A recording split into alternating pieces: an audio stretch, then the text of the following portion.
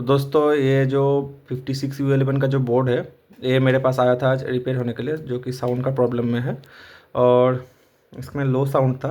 और मैंने जो डायग्नोस किया कि इसका आईसी सही था और फॉल्ट था शायद, मेरे को जो लग रहा है इसका जो साउंड सेक्शन होता है मेन आईसी का, वो ख़राब था।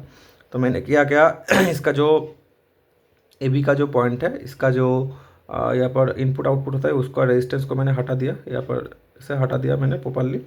और उसके बाद यहाँ पर से थोड़ा दो जंपर करके यहाँ पर लगा दिया और उसके बाद साउंड हमारा क्लियर हो गया। कैसे डायग्नोस किया, कैसे किया क्या, वो सब मैंने यहाँ पर डिलीटेड वीडियो पे डाल दिया हूँ, जाकर जल्दी से देख लो। और अच्छा लगे तो वीडियो को लाइक करके चैनल को सब्सक्राइब कर लो। जय हिंद दोस्तों, हैप्पी दिवाली।